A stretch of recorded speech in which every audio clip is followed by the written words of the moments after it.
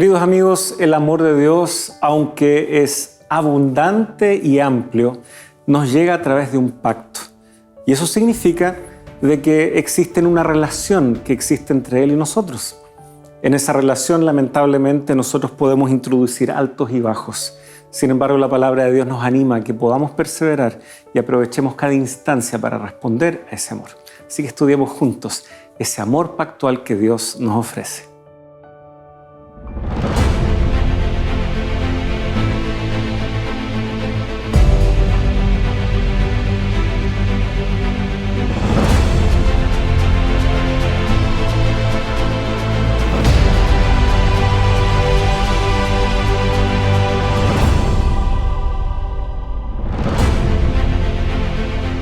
Respondió Jesús: el que me ama guardará mi palabra, y mi Padre lo amará, y vendremos a él y habitaremos en él. Juan, capítulo 14, versículo 23.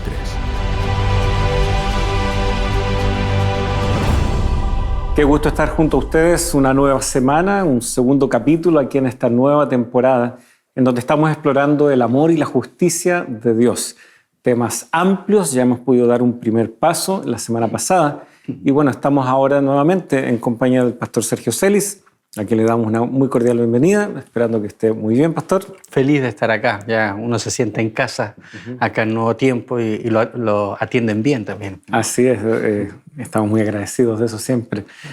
Bueno, y desde aquí, desde los estudios, extendemos hacia ustedes también un muy cordial saludo. Gracias por estar en nuestra sintonía y vamos a orar, vamos a pedir también la presencia de Dios para que podamos una vez más descubrir una nueva faceta de este amor, descubrir cómo también nos llega, nos alcanza. Así que ahí donde esté, con quienes esté, por favor, únase a esta oración. Lo agradecemos, Señor, una vez más poder dirigirnos a ti. Gracias porque tú nos escuchas, gracias porque tú eres nuestro Padre lleno de amor. Rogamos, Señor, tú puedas estar también ahora en este diálogo, puedas tú dirigir nuestros pensamientos, nuestro diálogo, que pueda ser uno que te honre y te alabe, y que pueda reconocer ese gran amor a través del cual tú también nos alcanzas. Sé con nuestros amigos, con nuestras amigas a la distancia, que estén donde estén, rodeados tal vez con familia, con seres queridos, tal vez con quienes comparten también las labores día a día en la semana, pueda este diálogo ser enriquecedor y que todos podamos participar y aprender juntos también desde tu palabra. Lo pedimos en el nombre de Jesús. Amén. Muy bien, tenemos entonces delante de nosotros este gran concepto del amor pactual, un amor que entra a ser descrito entonces y definido bajo el alero de este concepto del pacto, ¿ya? El pacto atraviesa toda la Escritura. Es algo muy relevante porque nos indica que no es un amor que va en cualquier dirección o que puede ser definido de cualquier manera. Por lo tanto, me parece que el autor justamente necesita rescatar ese aspecto, porque la gracia puede ser mal entendida, mal interpretada. Ya hemos abordado aquí en algún episodio anterior, mencionado como Dietrich Bonhoeffer, ¿no es cierto?, justamente habla de gracia barata, como es esa gracia que la hacemos significar cualquier cosa, como que Dios puede ser objeto de nuestros caprichos inclusive. No va por ahí el tema. ¿Por qué será que este título, amor pactual, por qué es necesario tal vez plantearlo bajo esta categoría? Esto interesante es porque a veces nosotros tenemos el amor de Dios como algo que está ahí, ¿no?, garantizado para nosotros.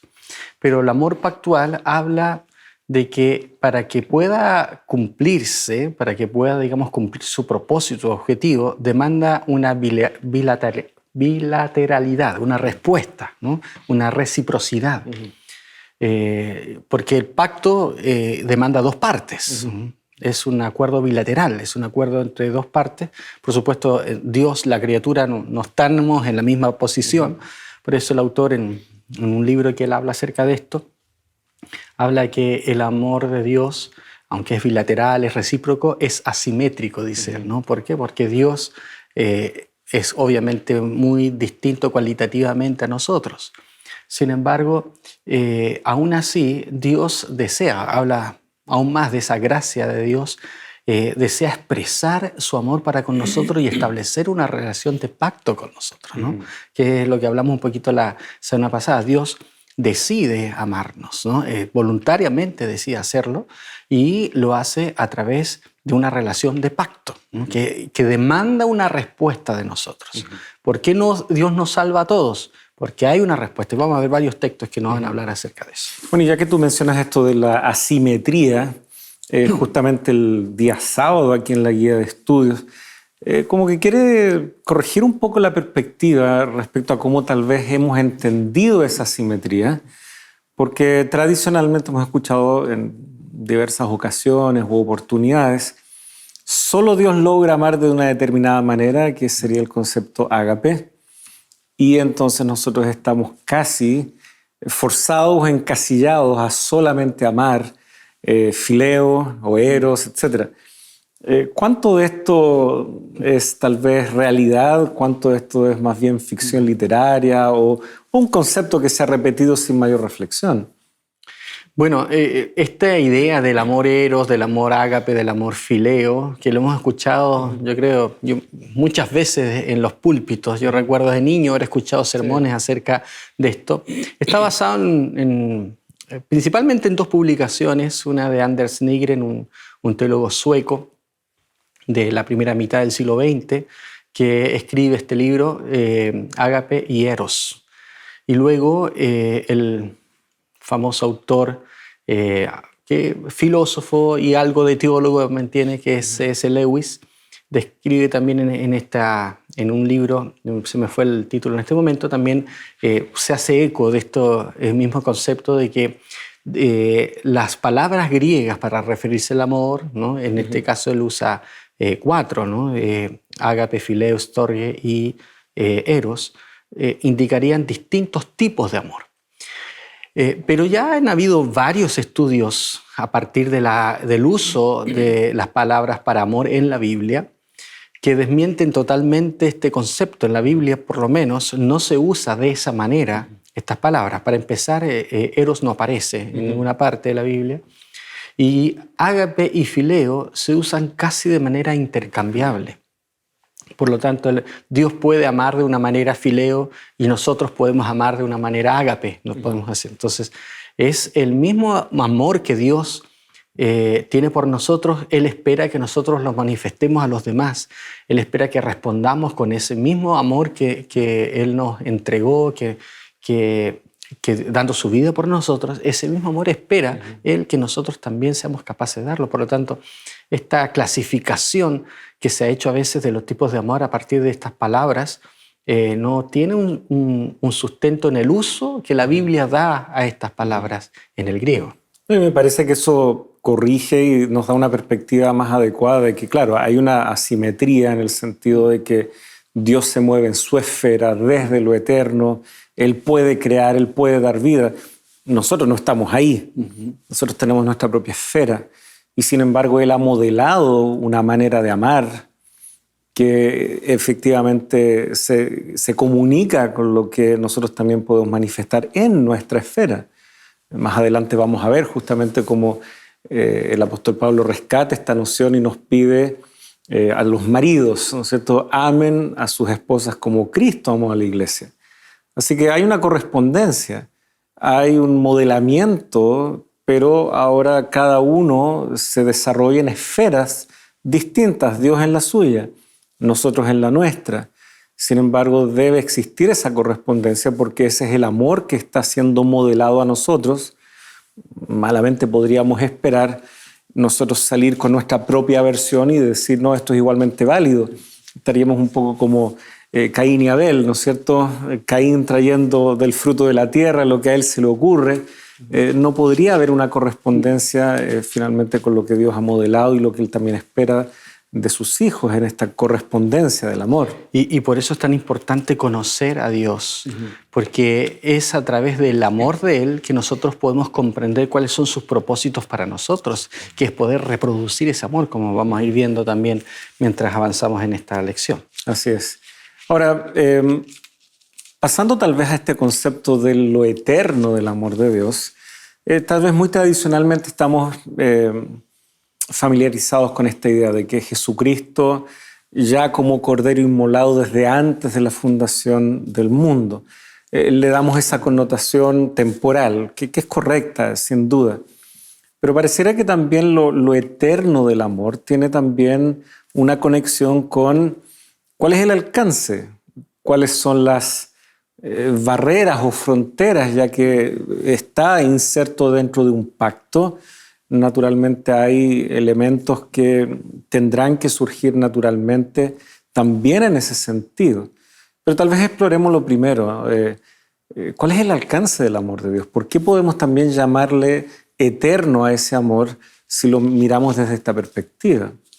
Bueno, la palabra de Dios nos dice, quizá el versículo más famoso, en Juan 3:16, que Dios de tal manera amó al mundo, ¿no? Hay un alcance universal, vamos a decir, para este mundo de su amor.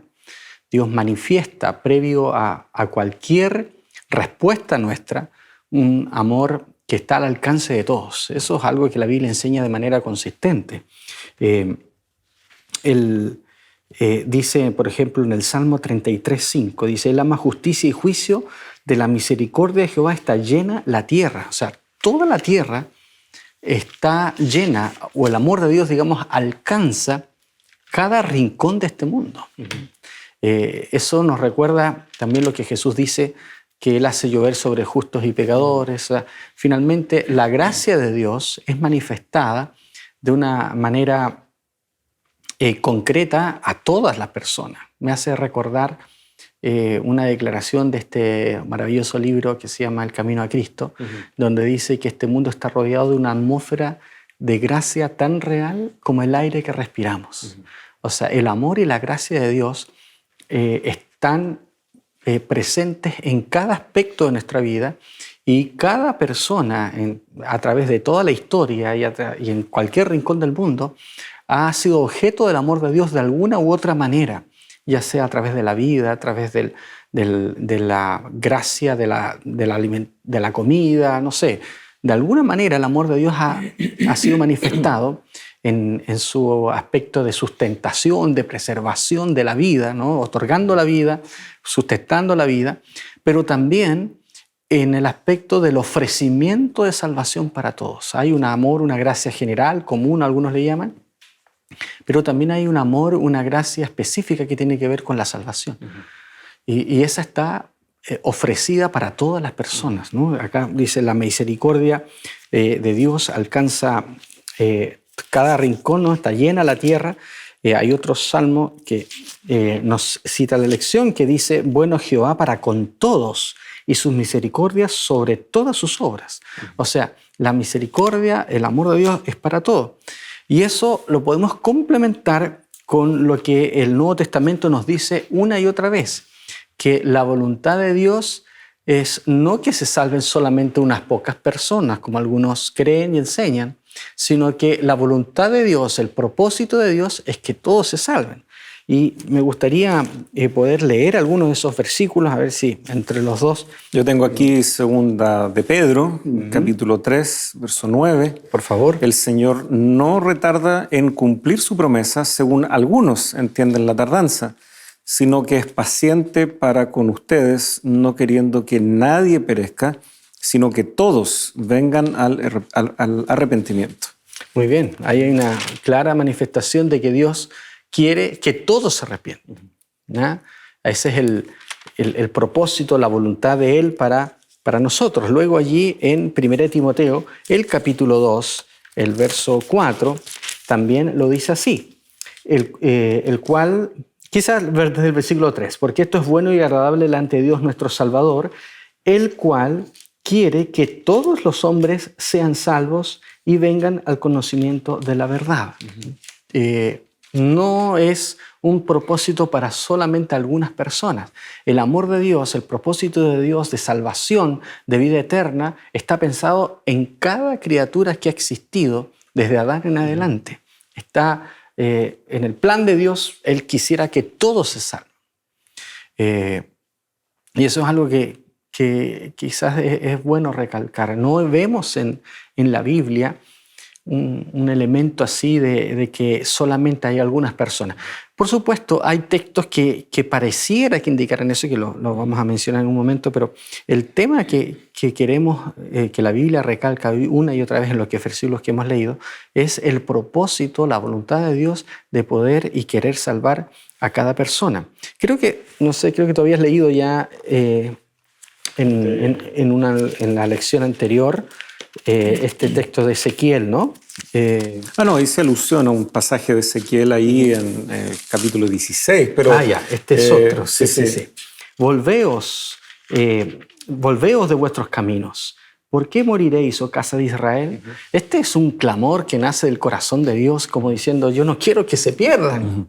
Y conectando con el texto al que sí aludí, era porque justamente Dios ve cómo su pueblo sí se ha extraviado. A veces pensamos que siempre el impío es ese que no tiene absolutamente nada que ver con Dios, que anda totalmente desconectado de Dios, pero en realidad este texto, Dios lo dice más bien, pensando en su pueblo que sí se ha extraviado, en donde esa conexión estuvo, en donde esa cercanía estuvo, en donde el compromiso estuvo, pero se perdió. Por lo tanto, no es solamente que Dios esté pensando en personas muy lejanas. Puede haber habido alguien también muy cercano, pero también perdió el camino. No hay un escenario humano en donde el clamor de Dios no esté llegando. Finalmente me parece que es muy relevante eso. Tú mencionabas esa cita de Ellen White en El Camino a Cristo, en donde el amor está como en el aire que respiramos. Me acordé, hay justamente un libro, no he tenido el privilegio de leerlo todavía, pero suficientes referencias tengo. Hay un autor que justamente, aunque está en inglés, le puso ese título a su libro, El aire que respiramos. Y tiene que ver con la influencia del mensaje cristiano, la influencia que ha tenido en la sociedad, en donde lo queramos reconocer o no, ya sea que vengamos del agnosticismo o ateísmo, etc., hay ciertos valores, principios, elementos que damos muy por sentado en nuestra cultura. Nos gusta vivir en esta cultura y nos gustan ciertas libertades y derechos, etc. Pero si los buscamos, su génesis, su origen, su raíz, es el mensaje judeocristiano, es el mensaje del Antiguo y Nuevo Testamento.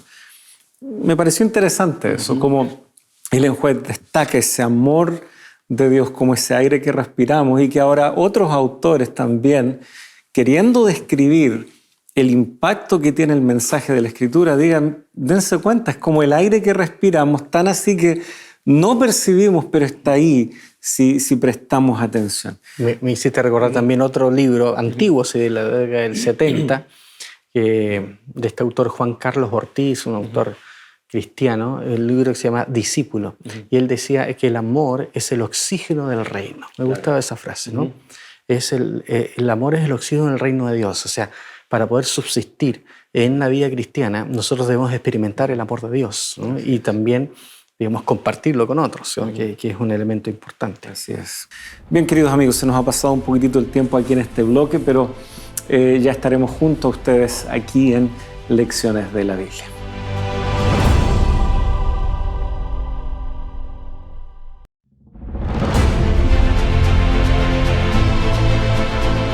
Gracias por permanecer junto a nosotros. Ya estamos de regreso después de esta breve pausa y queremos dedicar algunos instantes para saludarlos a ustedes, nuestros queridos oyentes, auditores que nos acompañan también semana a semana.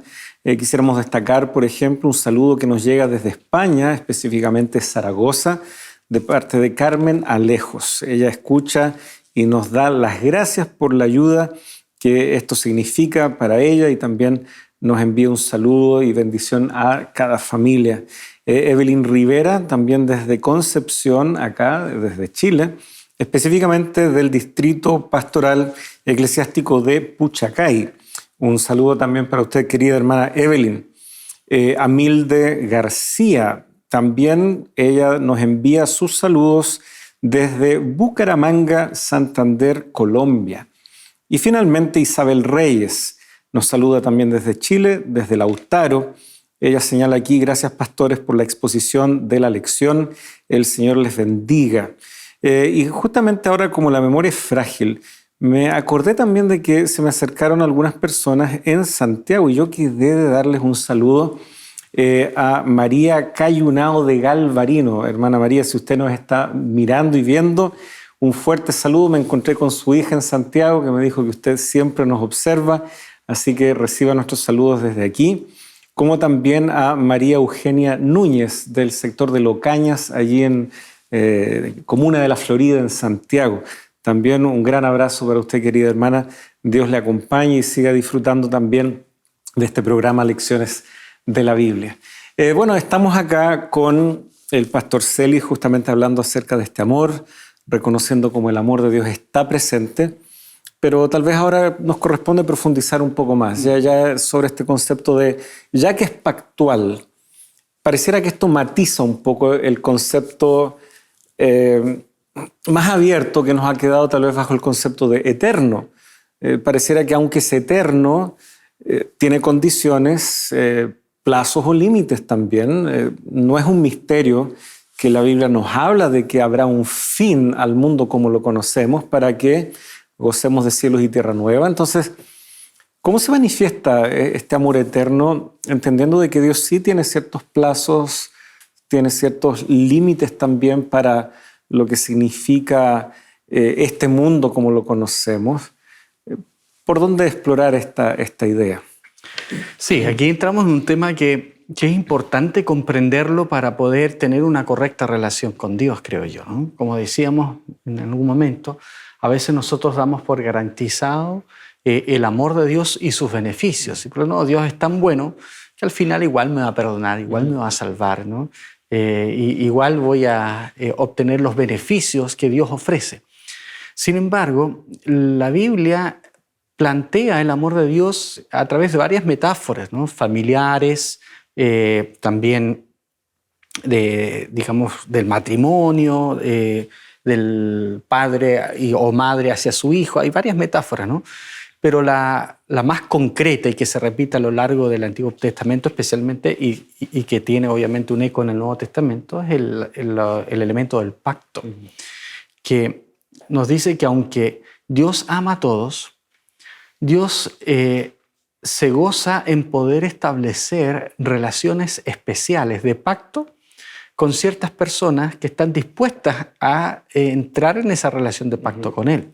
De hecho, el pacto no solamente es el medio a través del cual Dios trabaja en la tierra, ¿no? Hay todo un plan que Dios desarrolla en el Antiguo Testamento para alcanzar a todas las naciones y es a través de un pacto con una nación específica, pero también nos ejemplifica el tipo de relación que Dios anhela tener con cada uno de sus hijos. El pacto con la nación escogida, con Israel, no era para serlos ellos solamente a ellos beneficiarios del amor de Dios, sino que también a través de ellos ser una bendición para todas las naciones. Desde el principio esa fue la idea, así lo expresa Génesis capítulo 12, ¿no?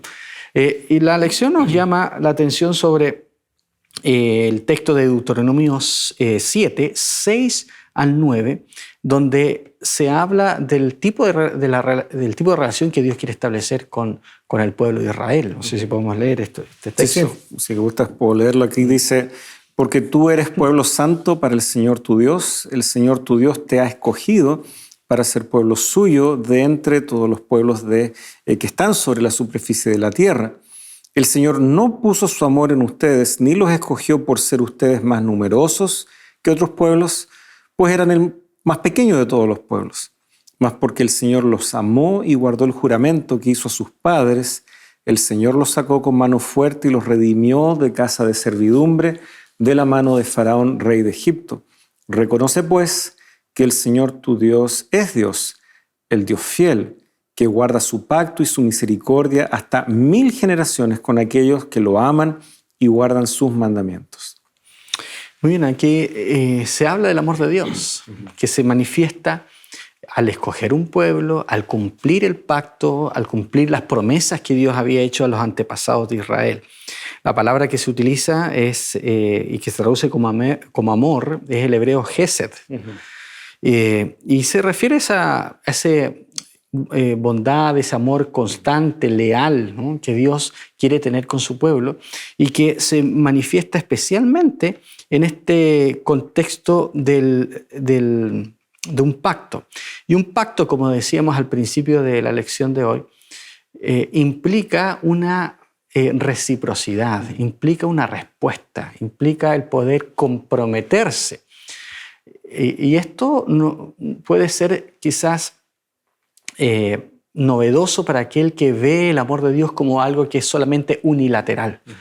Hay muchas personas, incluso teólogos, que han explicado el amor de Dios como algo unilateral que está allí, ¿no es cierto?, y que es permanente, no cambia. Pero aquí, cuando hablamos del pacto, estamos hablando ya no de un amor exclusivamente unilateral, sino que estamos hablando de un amor que demanda una respuesta. Hablamos, ¿no es cierto?, de que hay una reciprocidad, una bilateralidad, como dijimos recién, y que hay una invitación del pueblo de Dios a también cumplir las condiciones, cumplir los requerimientos del pacto a fin de poder cumplir los propósitos de Dios. Ahora, no es que el pacto sea, digamos, la condición para la salvación, porque digamos que la invitación de Dios es por gracia. Pero Dios espera que nosotros nos mantengamos en el pacto a través de ciertas condiciones, por así decirlo, porque es la manera en que Dios puede utilizar a sus hijos para poder alcanzar a otras personas. Entonces, vamos a decir que el pacto es la manera ideal en la cual Dios quiere expresar su amor. El amor de Dios está ofrecido por todos, pero si hablamos del ideal de Dios, Dios quiere que sea una relación pactual, bilateral, ¿no? Ya que mencionaste Génesis 12, ¿no es cierto?, pensando en Abraham, a cualquiera que le preguntemos si tiene alguna noción bíblica, ¿quién fue Abraham? El padre de la fe, decimos. Ahí está esa bilateralidad, ahí está lo recíproco.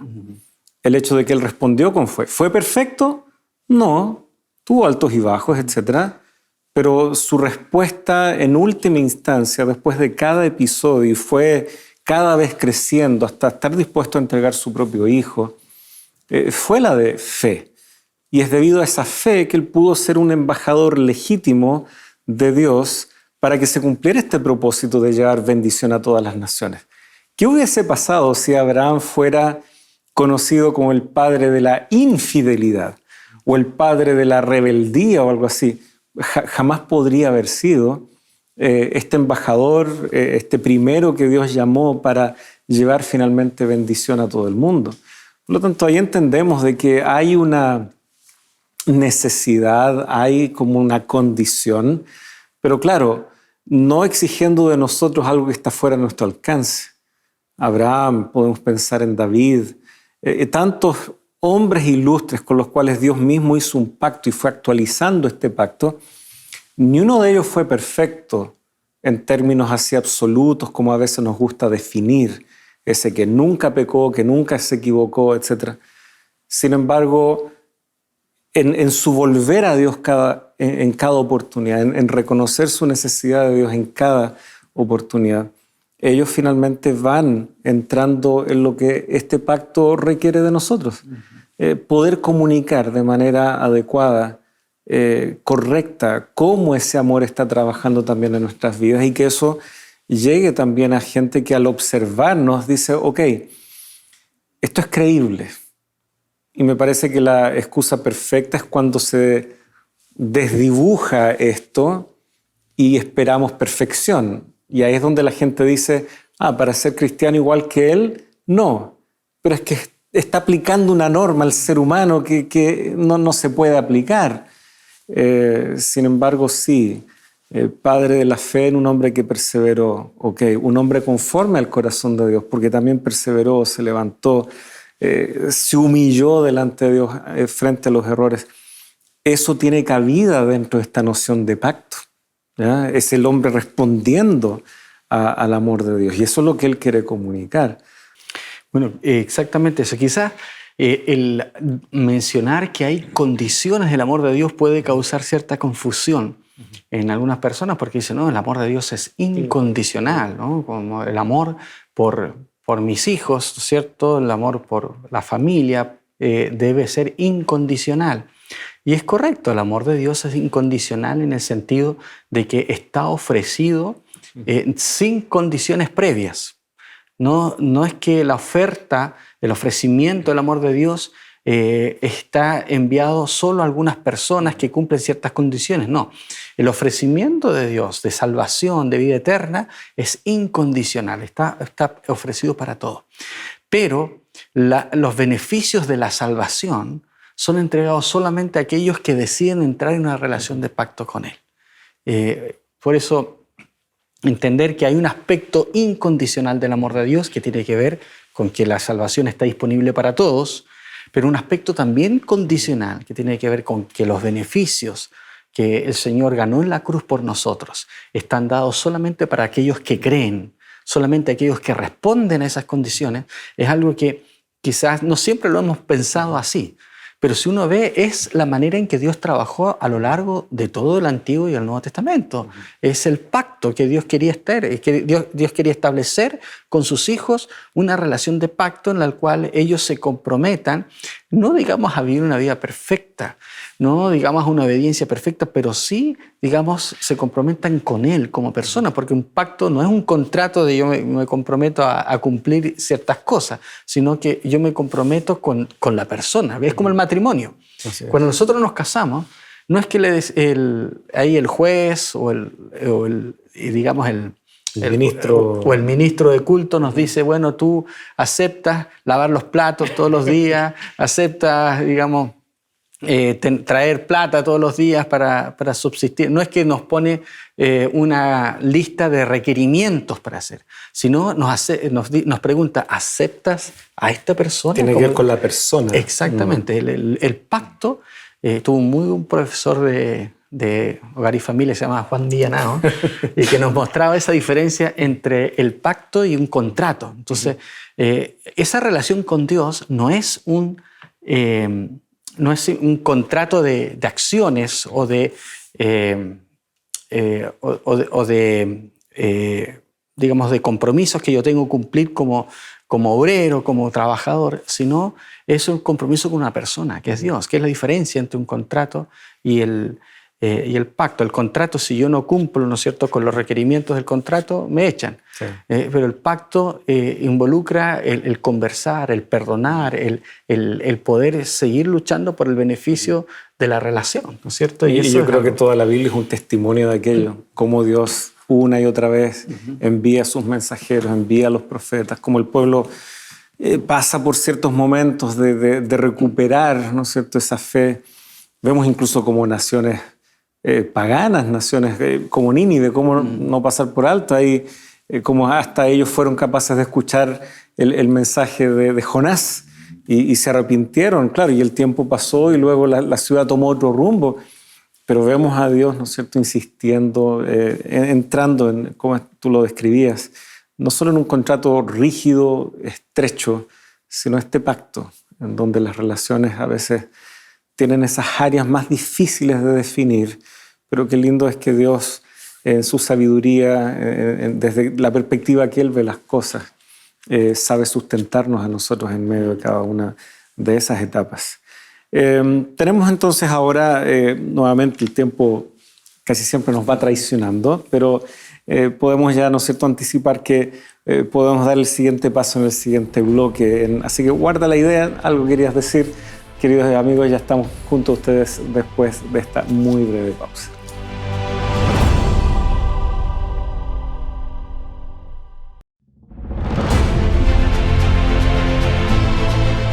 Hola amigos, ¿alguna vez se han preguntado si Dios existe? ¿O si la Biblia es un libro confiable? ¿O a dónde vamos después de morir? Si estás buscando respuesta a estas preguntas, hemos preparado la guía de estudio En Busca de la Verdad. A lo largo de sus 15 lecciones encontrarás las enseñanzas que Dios tiene para ti. Para solicitarla, solo debes escribir al número que está apareciendo en pantalla o también lo puedes hacer ingresando a nuestro sitio web. Estaremos esperando por ti.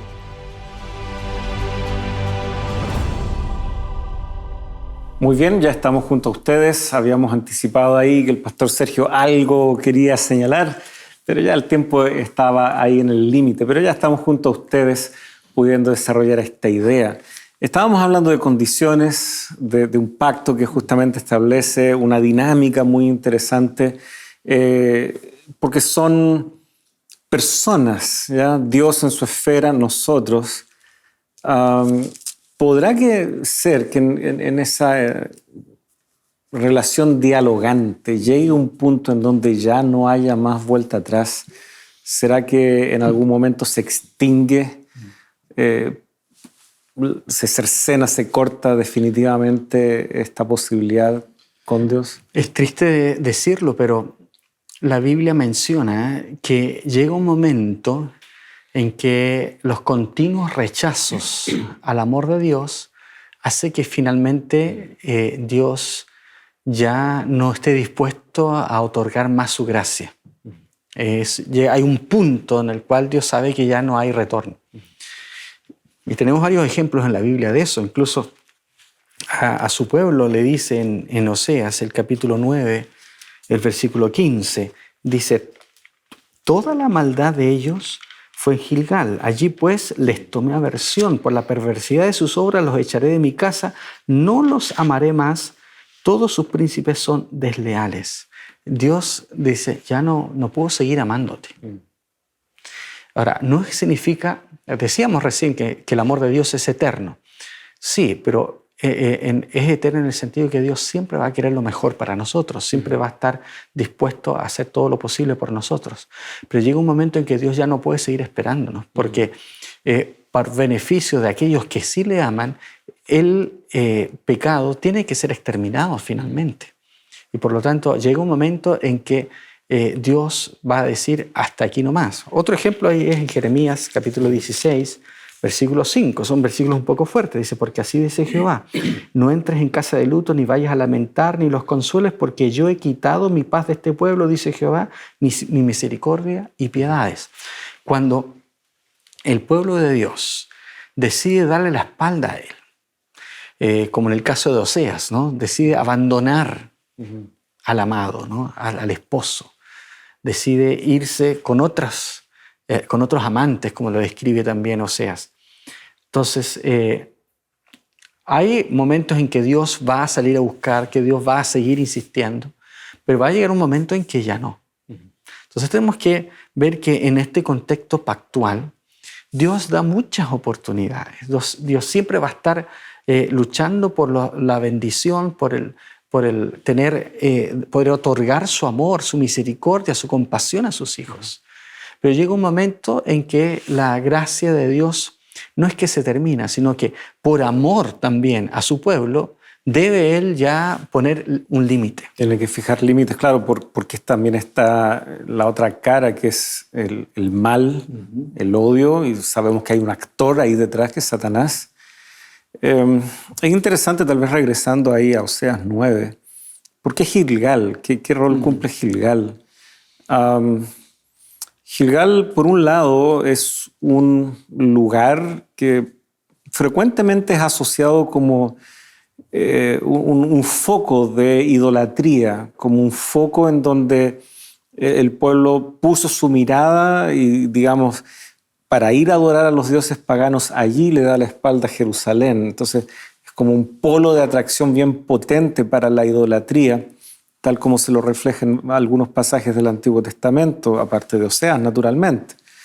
Pero al mismo tiempo también tiene tal vez un componente que nos ubica en la historia, porque el primer rey de Israel, y pareciera que hay un guiño en ese sentido, al final del versículo 15, todos sus príncipes son rebeldes, está hablando de estos líderes políticos, llamémosle así, también militares. El rey encabezaba el ejército también. Gilgal fue el lugar donde se ungió y se reconoció como el primer rey de Israel a Saúl. Así que también fue el momento en donde el pueblo dijo, no, ya no queremos a Dios dirigiéndonos a través de su profeta o algo así, no queremos esta estructura, queremos ser como las demás naciones. Así que Gilgal también podría, sobre todo con esta pista que está aquí en el versículo 15, estarse refiriendo ahí. Así que así de antigua es este vicio que se instaló, digamos, en el pueblo.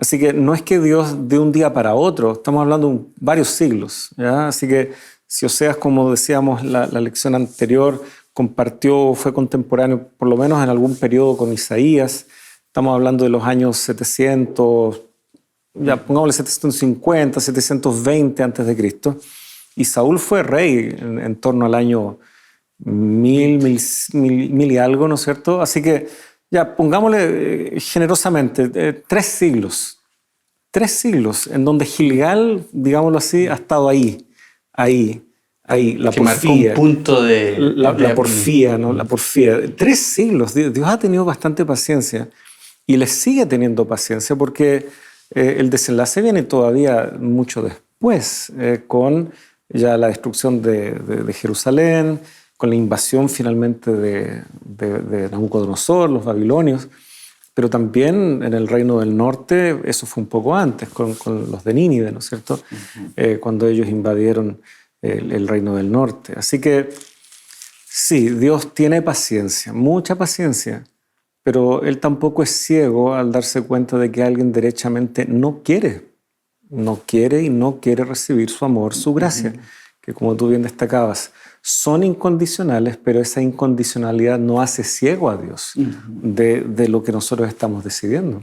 Dios no es que tenga un amor que a veces equivocadamente le llamamos platónico, porque en realidad es otra idea del amor platónico, pero en el lenguaje coloquial hablamos de ese amor no correspondido, ¿no? Que Dios va a estar allí y a veces hemos visto que de casos de personas que tenían el amor de alguien garantizado, diciendo, no, yo puedo tener otras personas, pero yo sé que al final va a estar siempre esta persona.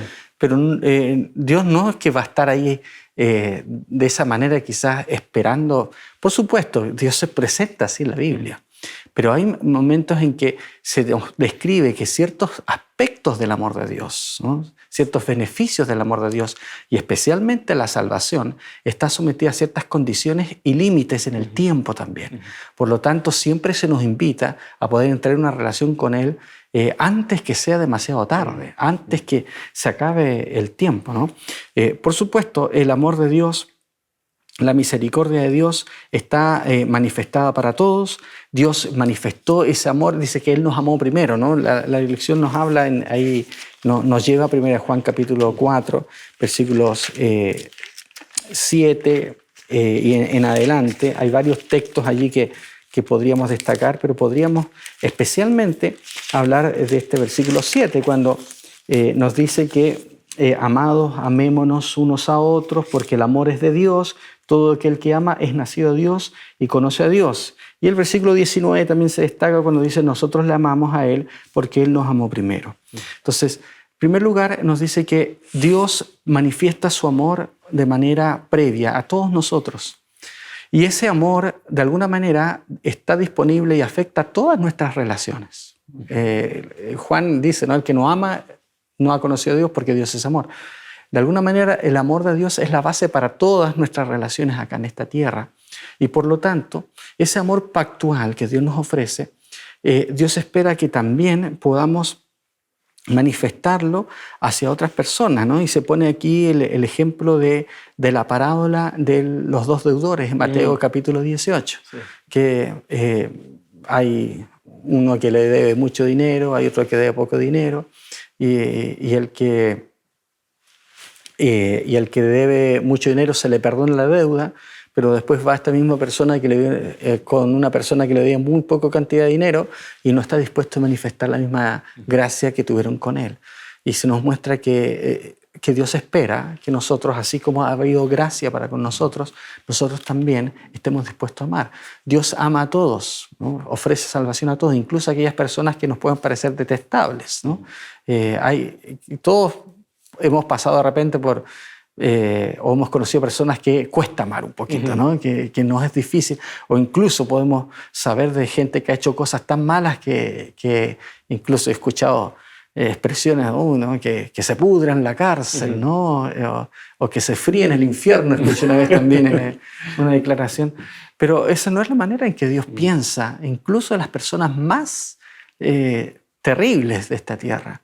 Y Dios espera que nosotros tengamos ese mismo amor, esa misma compasión por otras personas.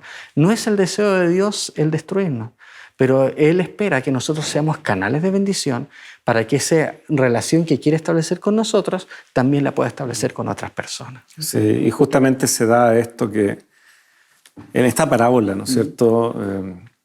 Habiéndosele extendido gracia y perdón por su deuda, ahora se le quita, porque en el fondo él no conocía bien a quien le estaba extendiendo esta gracia y por lo tanto no estaba actuando ni manifestando con sus semejantes lo mismo. Es muy difícil aceptar la gracia de Dios sin conocerlo. Es muy difícil aceptar su perdón si tengo otros conceptos o ando buscando por lo mismo en el lugar equivocado y no estoy yendo a la fuente correcta, que es Dios mismo.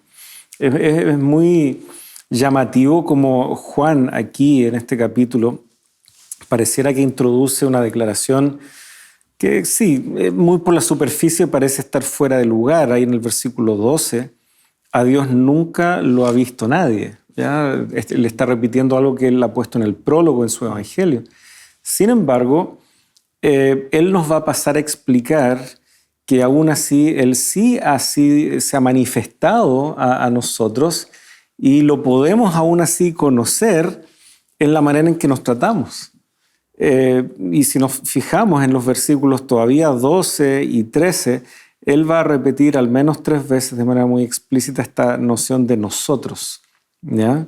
Así que Dios nunca lo ha visto nadie.